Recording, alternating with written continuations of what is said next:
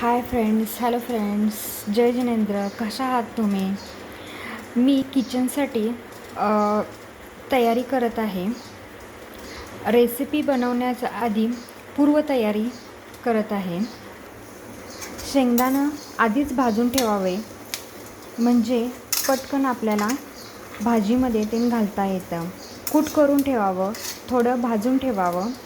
मंद आचेवर तुम्ही पाहू शकता, मंद आचेवर मी भाजत आहे. तुम्हाला दिसत असेल की मी नॉनस्टिक कढईमध्ये भाजत आहे. सगळ्यात जास्त नॉनस्टिक चांगलं.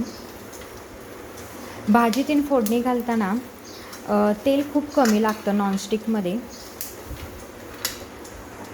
नॉनस्टिक कढई मी ऑनलाईन मागवलेली आहे, किंवा DMartमध्ये, कोणत्याही मार्टमध्ये किंवा भांड्याच्या दुकानामध्ये तुम्हाला भेटून जाईल.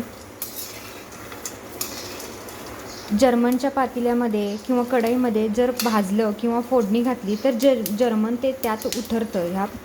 त्या शेंगदाण्यामध्ये किंवा कोणतीही भाजी केली तर त्यामध्ये उतरतं. ह्यासाठी आपण नॉनस्टिक हे खूप बेटर आहे. मी तर घरामध्ये तेच वापरते, नॉनस्टिकच.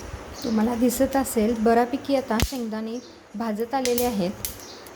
एकसारखं हलवत राहावं, म्हणजे सगळे शेंगदाणे भाजले जातात.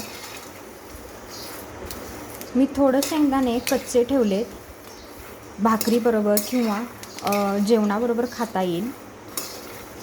आणि 90% भाजणीत घेतलेले आहेत.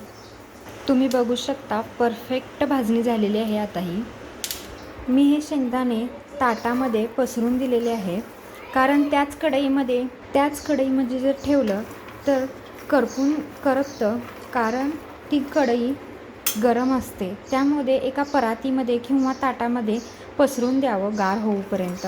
नंतर त्याची गार झालं की फलफाटे काढावे.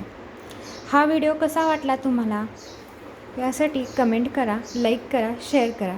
थँक्यू.